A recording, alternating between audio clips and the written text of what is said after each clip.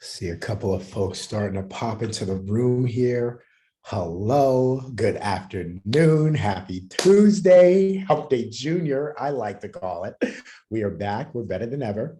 So we see that folks are going to continue to roll into the room as we open up the webinar here. So we're going to give everybody a couple of minutes just to get in. I believe we had about 62 registered. So I want to make sure we give a couple of minutes for folks to pop in. But in the interim, I am excited to welcome you all to the final session of our online optimization bootcamp with Israel Serna. We're really excited once again to have him. Israel, thank you so much for your time. We're so excited. This is going to be our last session on the fundamental characteristics of a great website, because we don't just want to have a website, we want to have a great website. So let's grow with Google and have a good time together. Israel, thank you so much for your time today. Of course, of course. So I just dropped a quick chat. Brian, I would love for people to, as we wait for others to join, drop us your name of your business. And if you have a website, now is a good time to network. I'd actually love to see your website. So feel free to, again, leave us your name, even where you're located. That would be really good. Let's just make sure we're networking with one another. There's about 15 of us right now on the call, which is a nice group. So let's see here. We've got Brian. Bernard. Thank you, Bernard. You're the man, Bernard. Great to have you back. Great. So should we get started or give it a few? Yeah, let's see if anyone wants to pop in the chat, do some networking for about 60 more seconds maximum, and then we'll kick right into gear. Perfect. Okay, we've got John Lee from Scottsdale, Arizona. Impact Marketing Services. We've got Hayward Harris, the Rib Doctor. Interesting. Nice. I'm curious to know if that's barbecue ribs or actual, like, I'm hungry. It's noon, Brian. Right. I'm hungry. Go to your website, Hayward. Hayward, I'm curious. Barbecue, yes. I was right. Excellent. We've got Diane, Chosen Education Enterprises. Welcome, Rick, from Cupertino, California. Awesome. Good. Bernard, what's your business? Let us know your business. And when you respond, by the way, make sure you select everyone. So that way, everyone who's in attendance can see your name and what you're chatting us about. Just a small little detail there. But now I'm hungry. Now I want barbecue ribs. Hayward, your ribs look delicious, by the way. Love the website so far. Awesome. All right. I think we can get it going. Perfect. All right. So let's go ahead and get started. Once again, good afternoon, everybody. Welcome to this afternoon's webinar titled Make Your Website Work for You, brought to you by the Grow with Google program.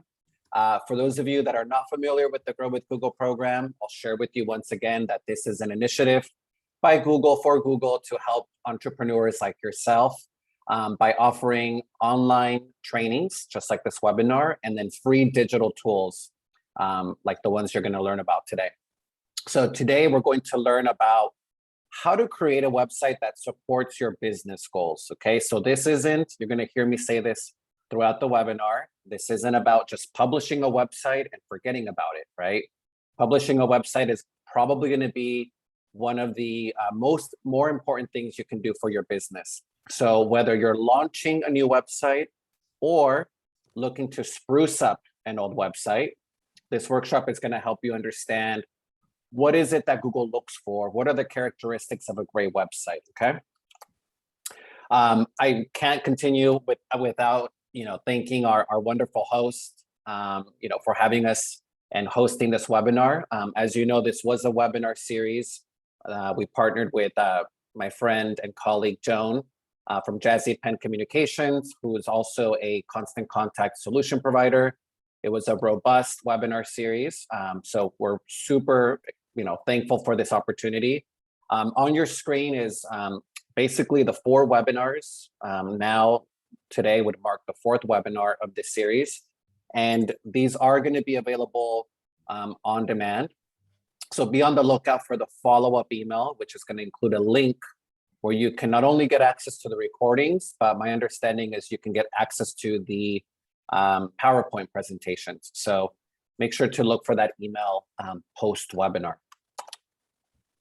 Once again, I'm Israel Serna. I'm joining you virtually from Los Angeles, California. My contact information is on the screen. Again, feel free to screen grab this, jot it down, emails, or if you want to follow me on LinkedIn, feel free to do so. And if you want to continue learning, I offer these webinars all the time. You can find out more about my upcoming calendar through my events page. So what I'd like to do now is I have a quick poll question, which I'm going to launch momentarily. And what I would love for you to do is take a few seconds to read through the 3 questions. The 3 may apply to you. There may only be 2 that apply to you. So the first question is, do you currently have a business website? So if you can let me know, how many of you currently have a business website? And then if you answer yes, what are you looking to improve from the website? Okay, so you may be relaunching a new website. Maybe you're looking for some best practices because you want to improve your search. That's cool. And then the third question is, who's managing or going to manage your website? And I'm very interested in the answers, particularly for number 3.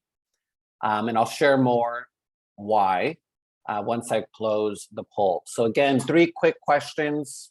You know, if you answer no to the first question, then you can skip to question number 3.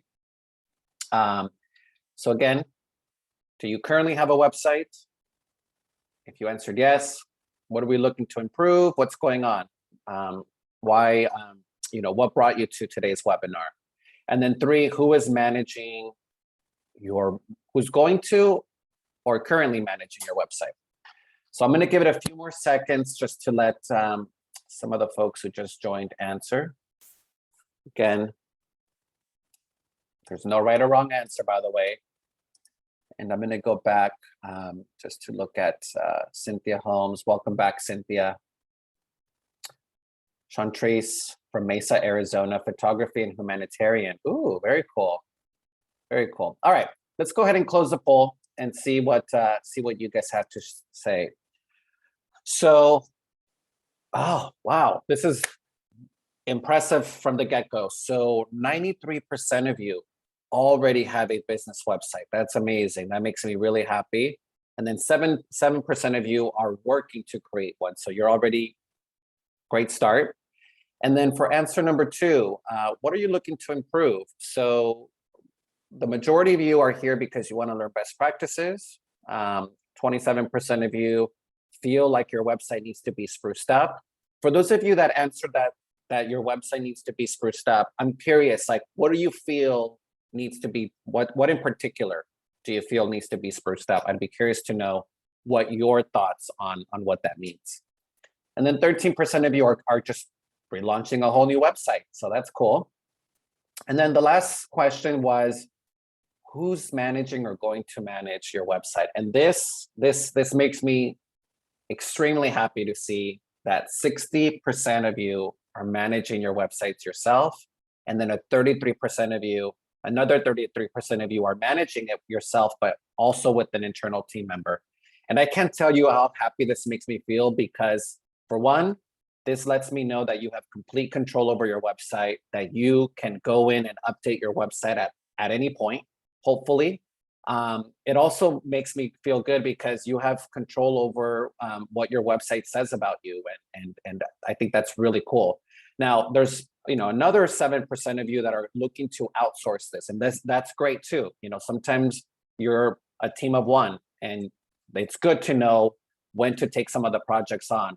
So for those of you that are going to be outsourcing or are currently outsourcing your website development, what I want you to kind of take away from today's presentation is some of the capabilities, the best practices, the jargon, some of the terminology, because this can help you when you're trying to communicate with your developer, okay? So there's a little bit for everybody in today's presentation, but again, it's great to see that the majority of you are managing your website. All right.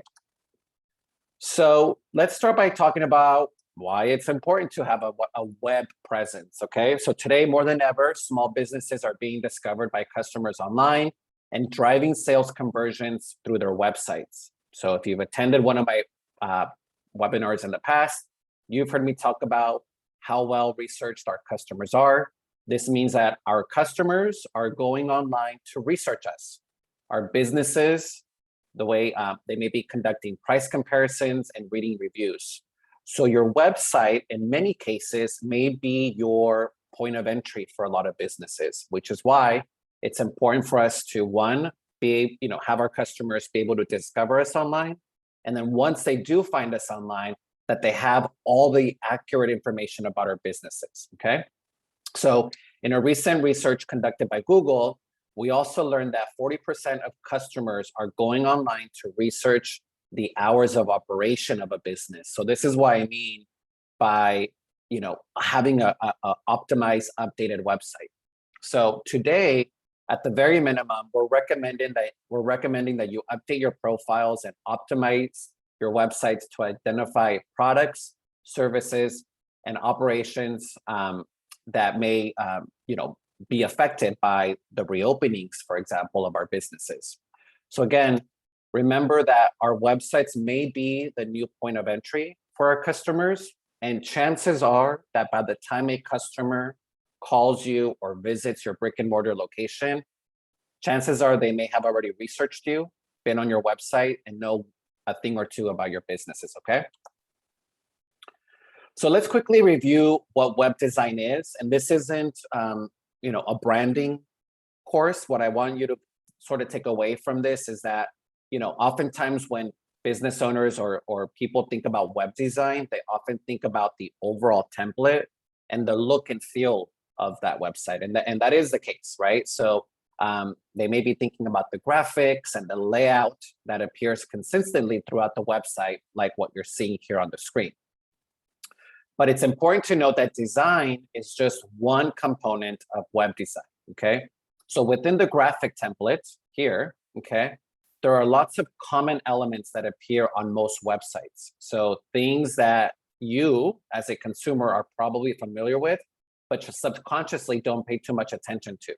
So an example of this are our headers, right? The headers are what really allow us to navigate your website. And as you know, often than not, most likely are located on the top of your website. Usually, and it's very customary to first see our logo because that's how we read. So your most important real estate for your logo is top left corner, okay? Because this is how we read. Now in mobile phones, what you're going to find is that your navigation bar would appear in this format, which is what's called a hamburger menu. That's sort of the jargony term for this look, right? So you see the difference, right? Your navigation bar is spread out on a desktop, and then this is what it would look like on a mobile device, okay? And then lastly is the footer, right? Which is the bottom section, which is what we typically do when we are just scanning a website or needing to contact somebody. We're wanting to maybe learn about your return policies. We want quick access to your FAQs, or in some cases, we want to sign up for your newsletter. We're accustomed to finding that sort of information on the bottom of your screen, as well as your social media icons. Okay, so web design should also lay out a set of guidelines that keep your web pages consistent with colors, font sizes, font styles. Okay, so I should be able to land on your website, quickly scan it, and confirm that I've landed on your business website. Later on, when you hear me talk about content and how often we should be updating our website, one common misconception that I find business owners think when I say you need to update or freshen your website, they think that I'm referring to their branding, and that's not what I'm referring to, okay? Your branding should stay consistent. There's no need for you to rebrand every quarter, every year, right? Your brand takes a while to produce. And so when I say, updating or freshening your website, I'm not referring to your colors or your fonts or anything like that, okay? So many websites nowadays don't require a developer or a content management team, because most of the platforms that are available out there today, like Shopify, Wix, WordPress, all of these platforms now offer a very user-friendly content management system, okay? And we've come a long way as an industry in that we've made it, these platforms have made it much easier for business owners to take control over their websites, okay? I was just discussing this with the team, that, it wasn't too long ago when, we were relying on, external developers to manage our websites, and it was costly. And in some, unfortunate instances, business owners were getting locked out of their websites. So these content management tools have made it so much easier for us to take control over our websites. Now, one tip of advice, especially for those of you that are just in the process of launching or relaunching or replatforming, one recommendation that I would make is that you take advantage of the free trials that these platforms give you. Like Shopify, for example, I'm sharing with you an example of how Shopify gives you an opportunity to try out their platform. And I think it's great for you to not only sign up for Shopify, but maybe to sign up for 2 other more and test and look for the differences between each platform. Because at the end of the day, my recommendation is that you go with the platform that you feel the most comfortable with, okay? It may be about budget too. They're all kind of, in the same cost.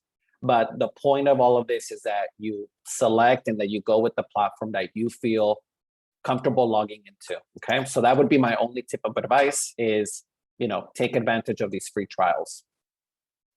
So today's presentation, we're going to focus on the 5-6 characteristics of a great website.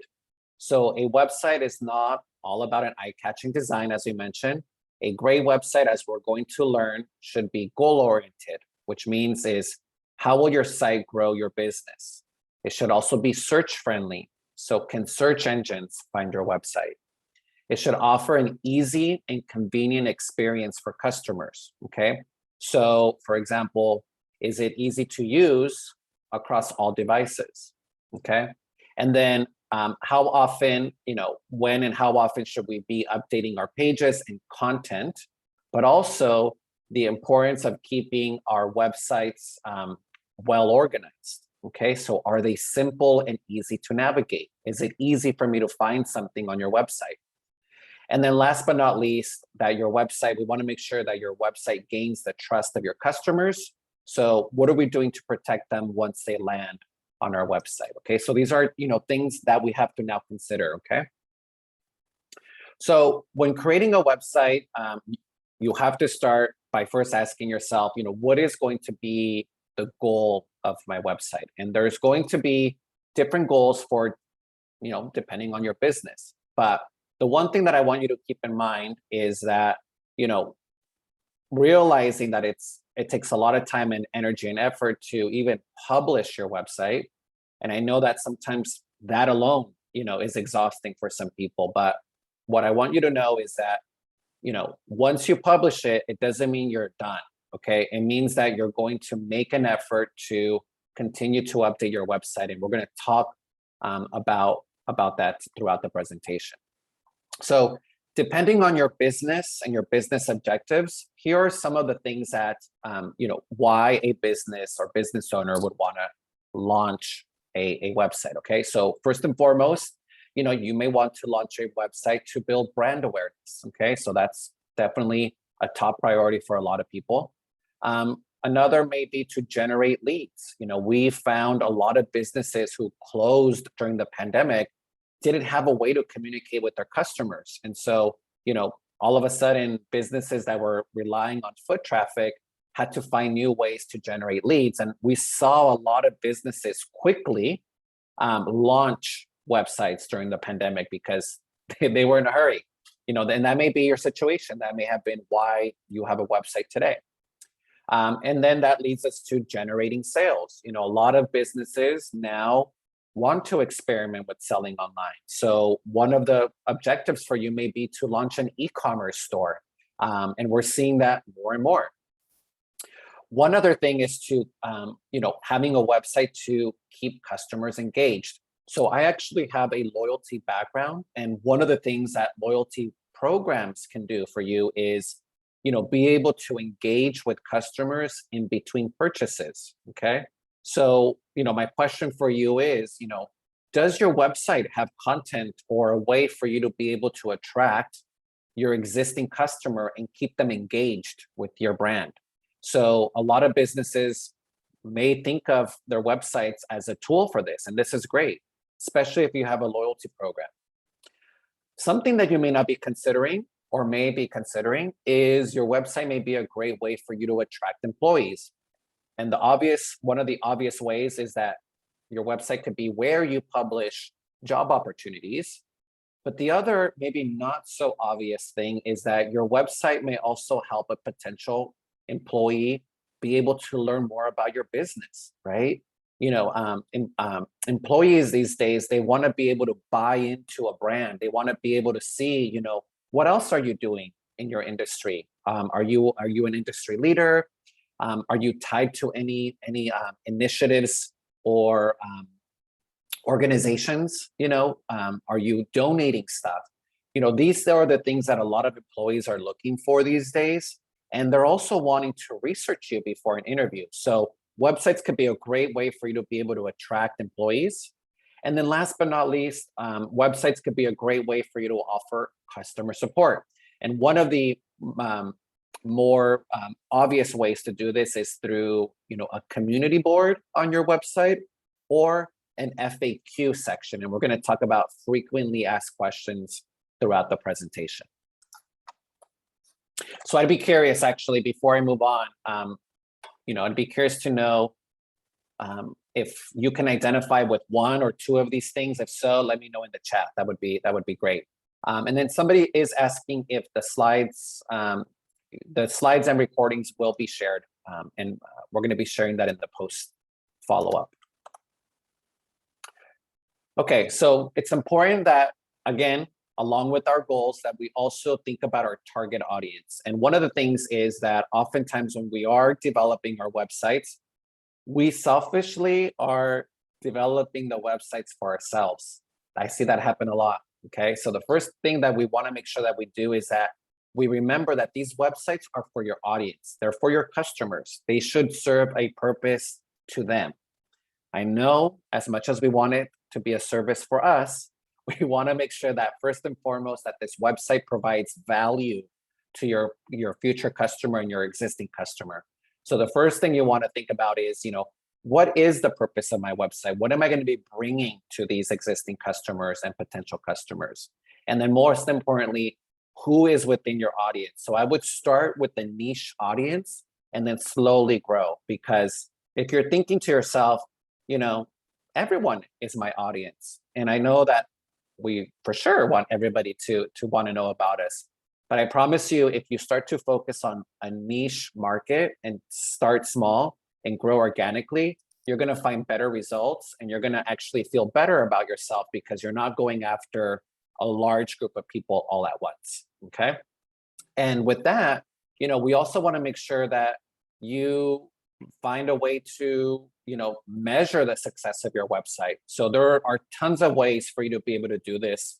Two of the tips that I will give you just from the start is that you make sure that you start to ask people, customers, and to train your staff to ask, how did you learn about me, right? So this is a great way for you to find out if people are, finding out about you through like referrals or through an online search or through your business profiles, or they came across your website or somebody shared their website with them.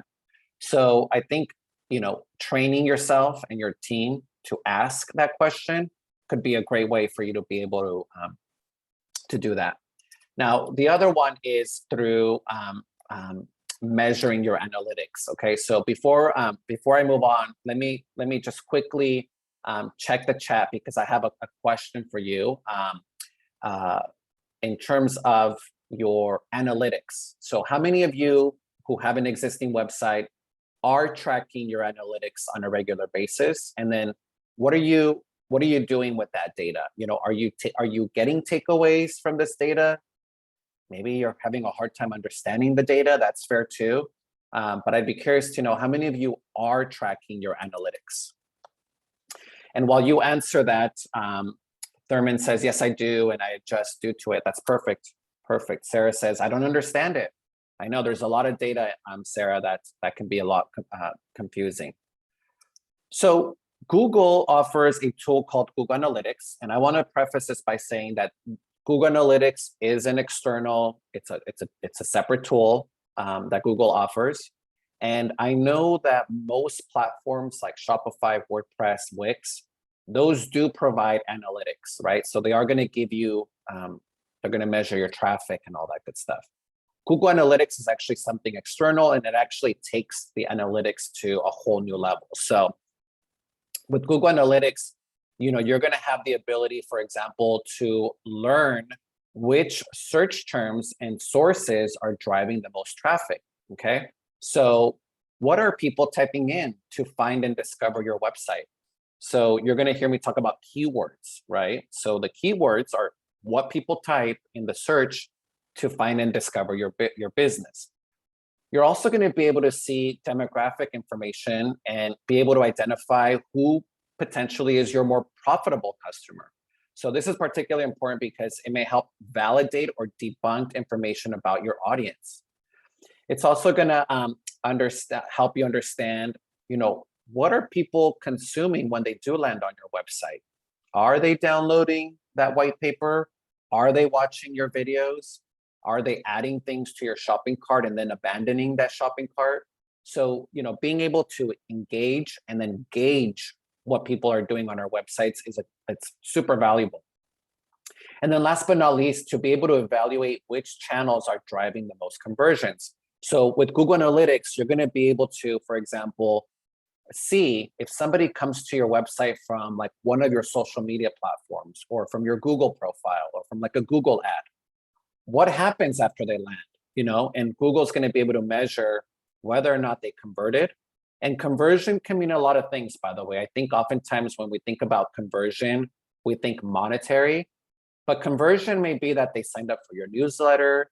It could mean that they requested a demo, they requested a consultation, they signed up for your loyalty program. So conversion can be more than just monetary, just so you know, okay? So I won't go into all of the details because I do have a whole presentation that just talks about Google Analytics. But if you did have an account before October 14, 2020, you are going to have access to Universal Analytics. Anybody who opened up Analytics post October 2020, you're going to have access to the new Google Analytics 4. So if you are looking to migrate from the Universal to the GA4, in the slide deck are going to be instructions, which you're seeing here on how to do that. But again, here's a look at what the Google Analytics reports can provide. This is the universal look at the Universal Analytics. Okay, so you can see real-time traffic. Like if you're running radio ads, for example, or like a commercial, you can see like how much traffic those ads are generating. Be able to measure the conversion, the acquisition, where do they come from? Okay, and then behavior once they land. One of the things about the behavior, for example, is we call it the your abandoning rate, right? So are people landing on your website and then quickly exiting your website?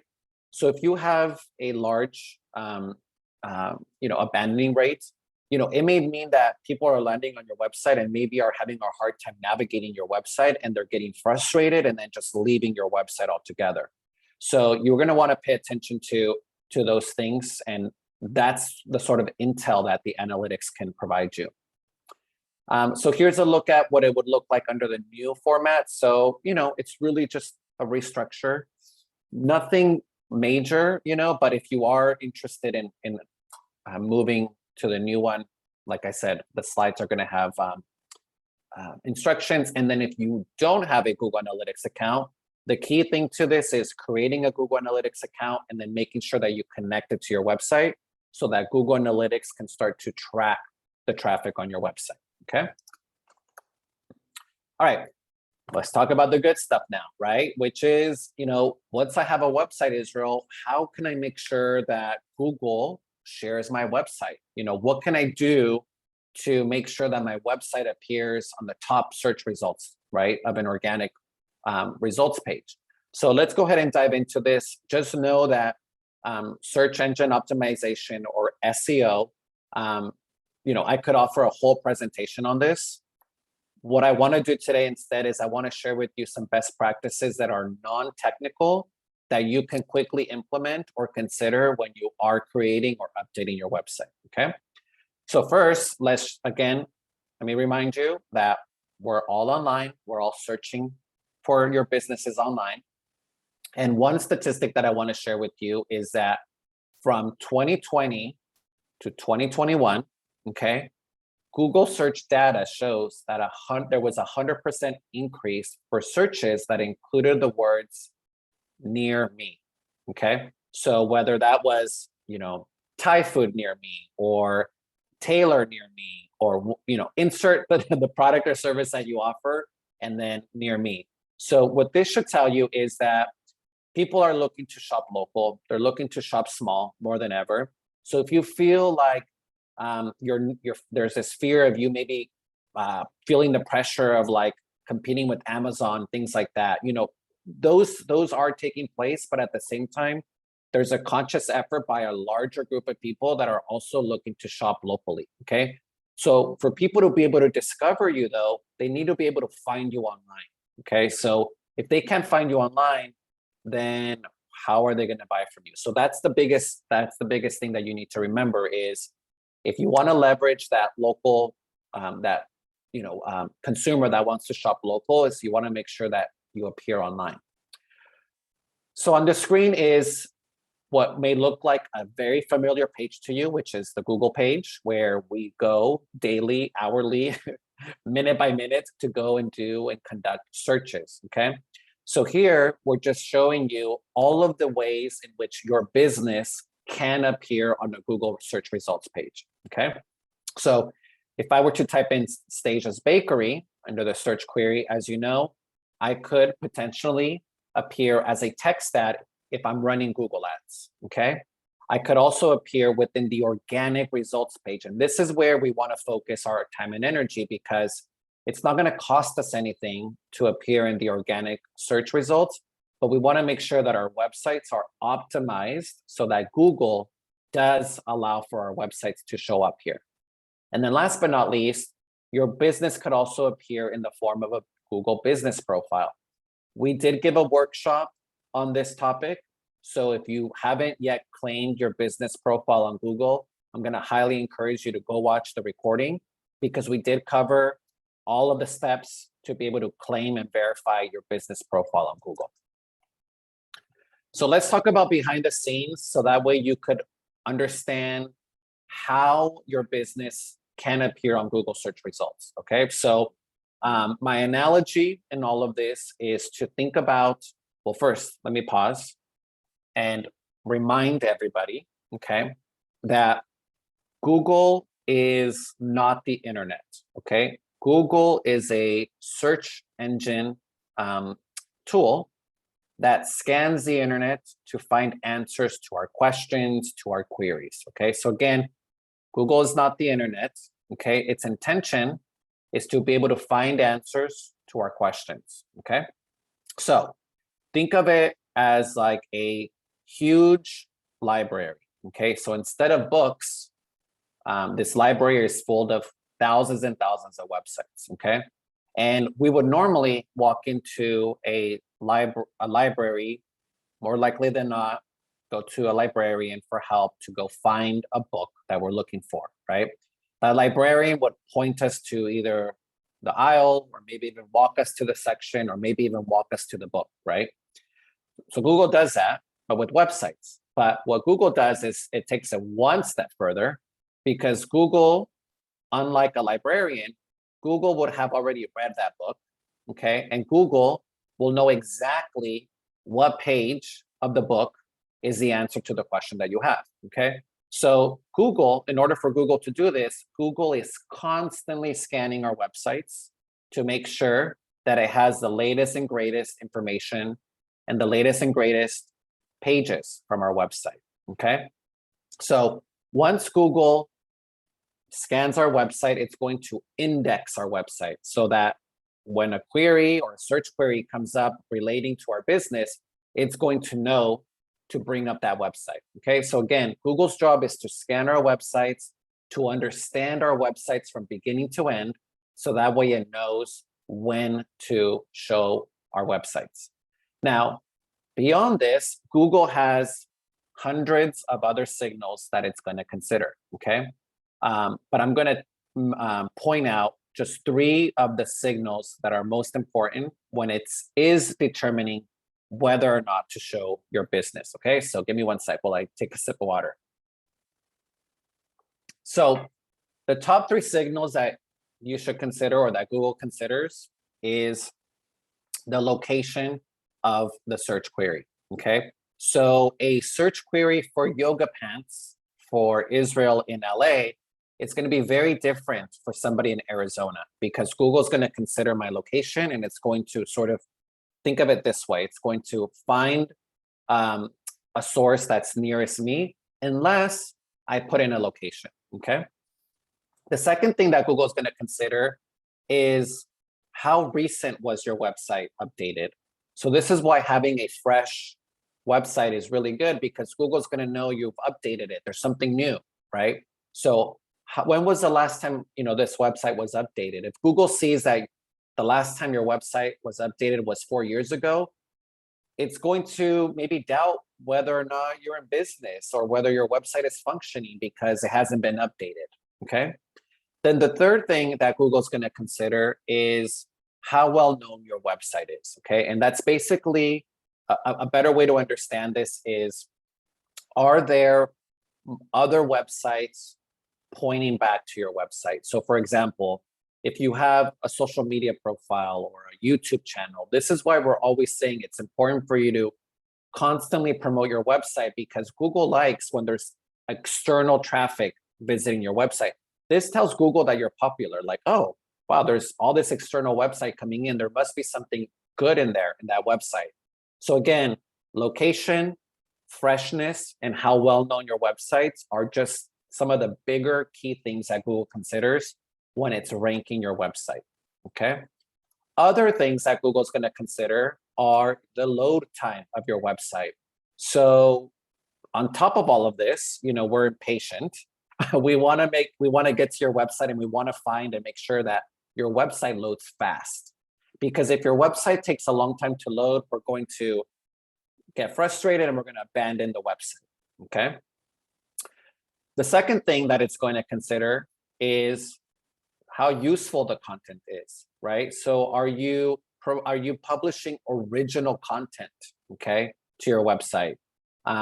Providing and publishing original content is a great way for you to also help your ranking. And then also your text links, okay? So connecting, a lot of people don't know this, but when you're connecting links from, like, let's say your homepage to like your product page, and then your product page to your contact page, Google loves when we're sort of promoting internal websites within your website, okay? A lot of people forget about this and they don't think that it's important, but it is. So other things to consider are the page titles and the descriptions. So are you incorporating keywords into your page titles, into your descriptions, okay?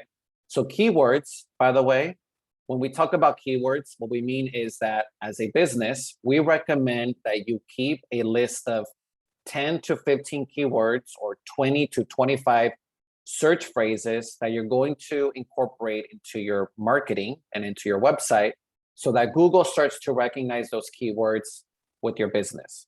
So incorporating and having a really detailed descriptions on your pages are going to be really helpful because it's going to let Google know more about what's in those pages. The other, and we're going to cover this in a minute, is the information architecture of your website. So how well organized is your website? I'm gonna give you a tip on how to make sure that you keep a well organized website. And then the last thing is that we are providing a great user experience across all devices, because remember, we won't have control over what device our customer chooses to search for us. So whether that's an iPad or phones or a desktop, we want to make sure that our website appears and provides a great user experience across all devices. And I'm going to share with you some tips on how to do that later. When it comes to, so Google has this tool called a Google Search Console. This is a great tool. It's also free.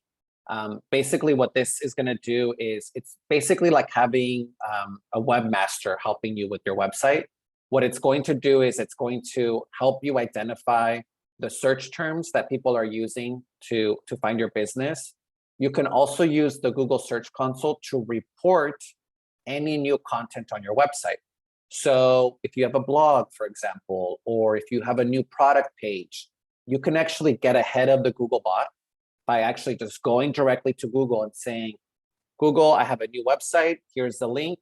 Google's going to scan it, index it, and it's going to start to show it, as soon as it can. So the Google Search Console is a great way for you to be able to get ahead of it. And it's also going to help you a lot with your SEO strategy. All right.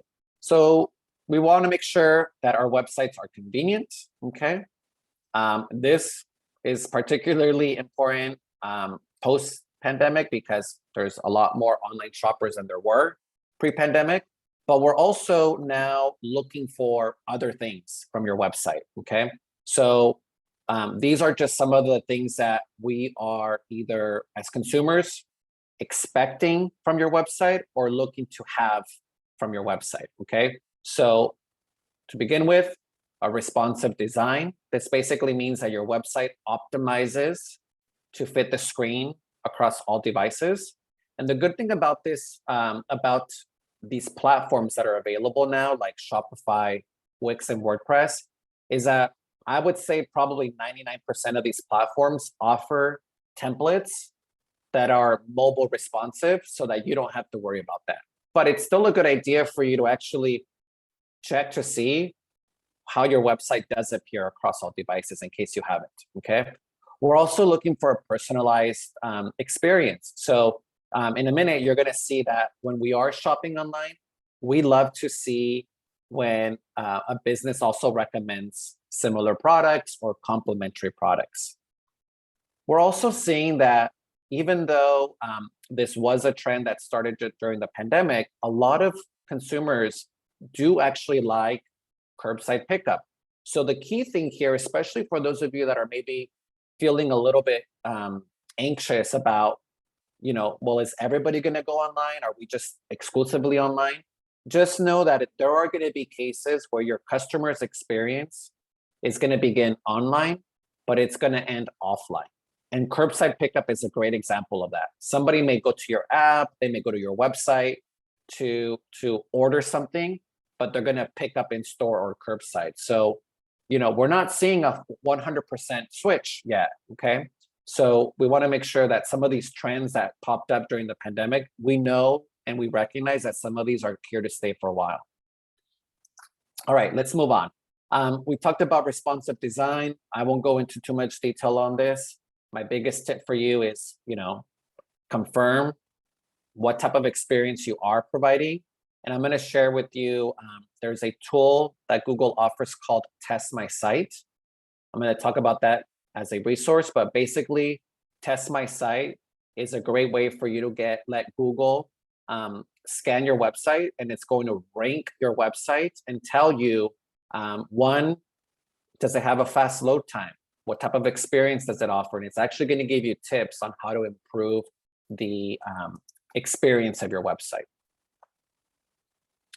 For those of you that are looking to implement an e-commerce element to your website, I can't express this enough, paying attention to how you collect payment and then what happens post-payment. so critical because one, we want to make sure that our payment went through securely. Second, we're already expecting an email confirming that the order went through, and maybe even seeing like, maybe that email also maybe includes shipping details. So these are all things that, you know, people are looking for. So we want to make sure that we provide a great experience if you are providing like selling online. You heard me say this earlier. We love when you make recommendations. You know, as a curator of your own products and services, there's nothing better than when you add something to a shopping cart or you're browsing something on your website and then underneath it, it says, here's something else you may like. Believe it or not, we love that stuff. And studies show and data shows that we do click, that we actually do go in and consider your recommendations. So if you have that capability or the opportunity to offer this capability on your websites, I would highly recommend it that you do.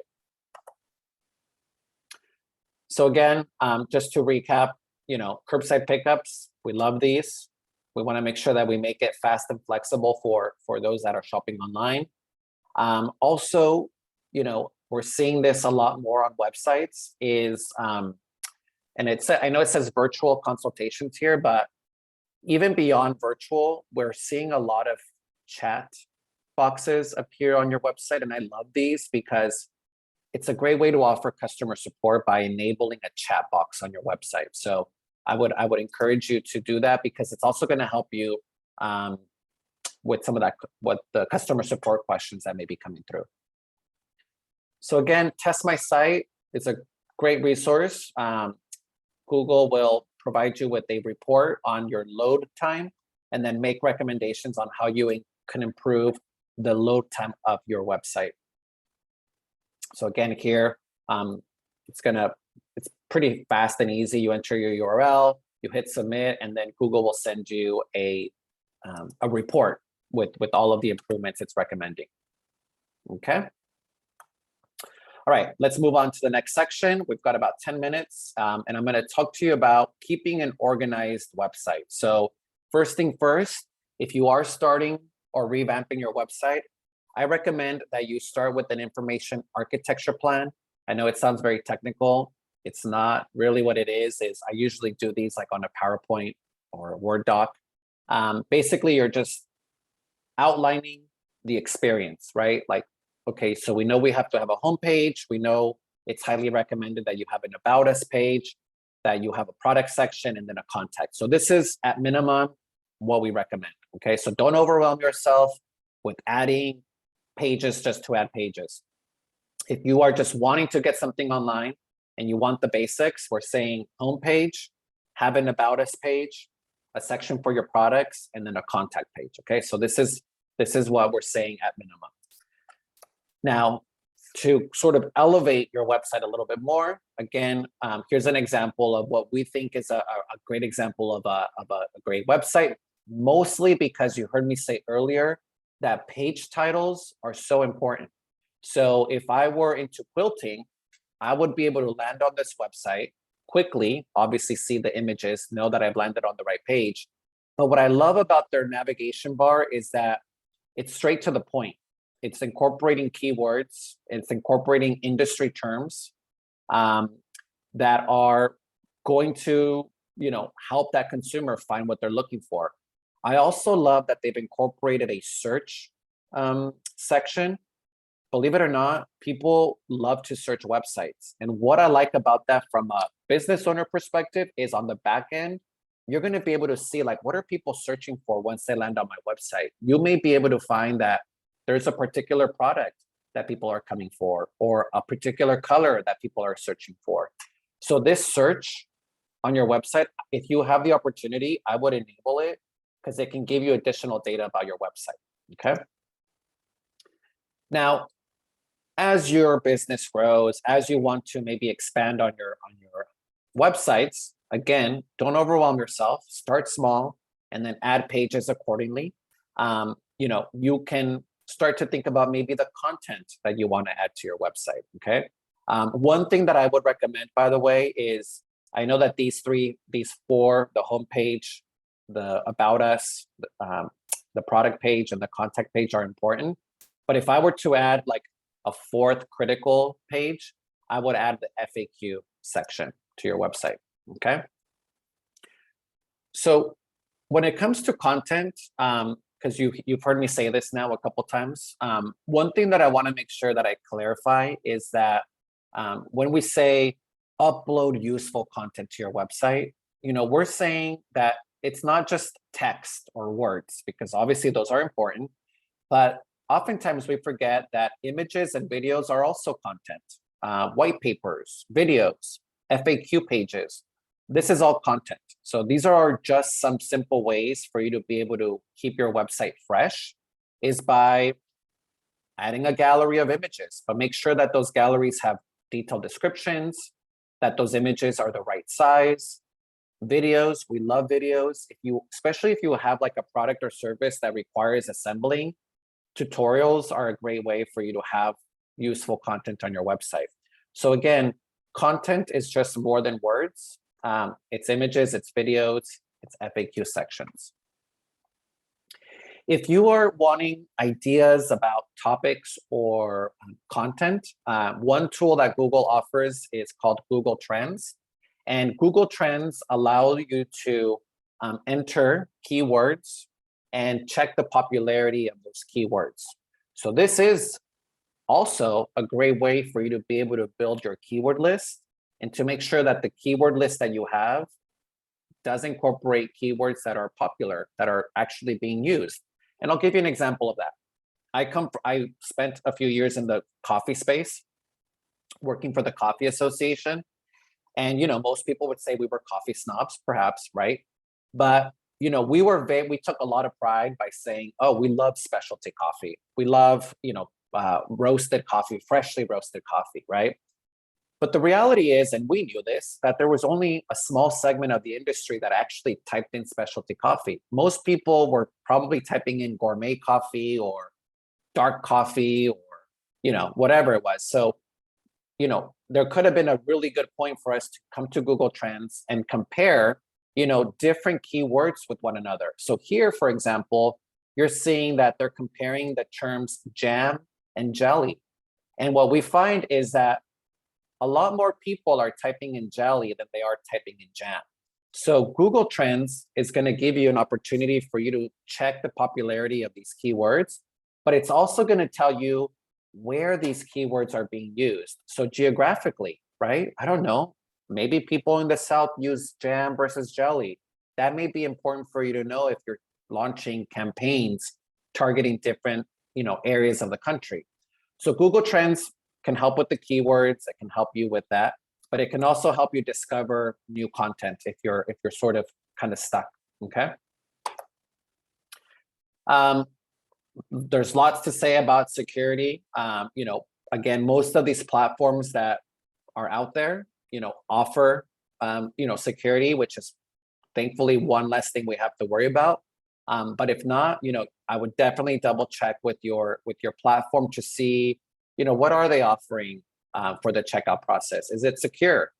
So these are all things that as business owners, we do have to think about.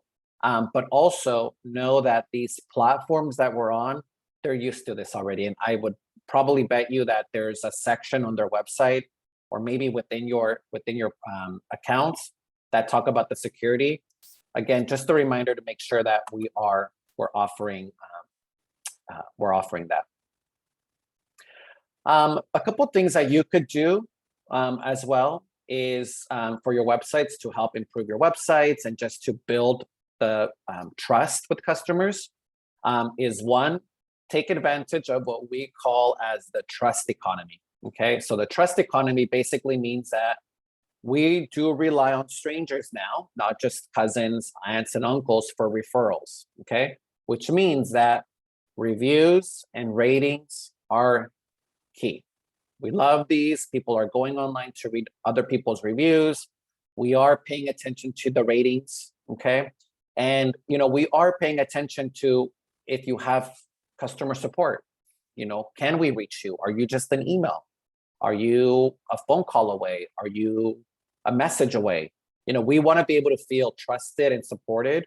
And so business reviews, ratings, contact information and displaying that on your website could be a great way for you to be able to gain somebody's trust. And then just some do's and don'ts. We talked a lot about the checkout process, the functionality. One thing around the don'ts are the pop-ups. If you are going to have a pop-up, the key to that is just make sure that your pop-up isn't the first thing that people see when they land on your website. I would enable the pop-ups to appear maybe after a few seconds, or when somebody clicks on other sections of your website for that pop-up to appear. We don't want to feel intrusive. We don't want it to be the first thing that people see. Okay, so that would be probably the biggest takeaway that I would give you in terms of the don'ts. Lastly, remember, we want to just not publish our website. This isn't like build it and they will come. We have to constantly remind people, constantly drive traffic as much as we can. So make sure your websites are hyperlinked to everything online. Any profile that you have online, make sure that you're pointing them back. I would actually take it a step further. If you have family or friends that are looking to refer business to you, point them to my website. I always tell people the best thing that you could do for me as a business owner is drive traffic to my website. Okay, so train your family members. Hey, we love those referrals. Thank you so much. Moving forward, I have this great landing page that can capture their information. Please send them there. All right. So with that, I'm going to quickly open it up for Q&A. Before I do, Google is looking to collect feedback about my presentations. If there's a topic, a theme, feedback about what I covered today, feel free to go to this link and then fill out the survey. It would help me out a lot to get your feedback. And then, so with that, we'll hand it back to you. This has been phenomenal, and I hope you all got as much out of it as I did. Israel, thank you. I'll try to get through our chat here and hit a couple of these questions. So I did see Sarah asked, how do you tag your website? She says she's gone through the instructions and it's kind of confusing for her. It's all on the back end. Yeah. So when you develop a page or when you upload a product, you're going to have the ability to tag it. So there's different tags, right? Tags are basically a quicker way for you to actually let Google know what's in this page. Unfortunately, right now, for example, Google doesn't read images, right? So it relies on tags and descriptions to be able to know what is this picture of. Okay, so if you're uploading, for example, an image that has the original name, like image 391, you want to rename that and give it a description, and then also within the page titles, make sure that you let Google know exactly what this is. Okay, and then in terms of tags, depending on the platform, I'm more familiar with Shopify and like WordPress. When you are building the pages, there definitely is, I know on the right hand side, a place that says tags. You can create tags that are associated with your business. We would have to log in, to sort of, for me to show you where they're at. And then another, and first of all, Sarah, thank you for asking the question. I appreciate the specific questions because this is really where we all get hung up. Alejandra asked if there are any tips for small businesses where using Near Me isn't an option. She said staying local wouldn't really help with their goal of growth. Okay, so I would imagine they're more, Alejandra, maybe you're a service-based business, like a remote service where you could technically, maybe you're a consultant that can work with anybody across the country. I'm assuming that that's what that is. I'm guessing that's more like on the B2B. This question does come up where it's like, I don't have an office, for example. I actually work remotely, or I can technically work with somebody. So, the thing with you is that you may want to start locally. You may want to generate some of that traffic and take advantage of it, because some people do like to feel and work with people that are in the area or that understand their local geography. So I wouldn't completely shy away from that. That could be an element of what you do, and then grow. This is particularly important, for example, like with your business profiles. So I said this on the course, on the webinar, is pick a geography or a niche market or a demographic, target that demographic, and then expand from there. Good. That's good. That's good. Okay. Yeah. And I see a couple folks saying, will this great webinar be emailed to you? Better know it. Okay. Coming in hot. We're going to actually provide everyone who attended today with a community resource folder link that's going to have the webinar replay and the slide deck from the entire boot camp. So you'll get all 4 sessions. And please definitely stay connected with us. We love to continue to roll out opportunities like this. We get to partner with great people like Israel all the time now. So we're really excited, and don't hesitate to reach out to him as well. That's right, Bernard. That's right. Israel's teachings are always great. And we Thank you, will be Bernard. including the link to the Google feedback survey as well. So definitely want to make sure you all get to inform yourself and get to inform Google of the feedback that will help them be better too. So Yep. I hope you all Maybe have we'll come back sometime. Maybe I'll get an invite to come back. I don't know. Thank you. The more feedback, the merrier. Okay. Awesome. Well, All right. thank you all for joining. We'll definitely be in touch. If you have any questions, reach out to us, and we would love to support you as you continue to learn and grow. Thank you all. Best of luck, everybody. Thank you so much. Have a great day, everybody. Take care.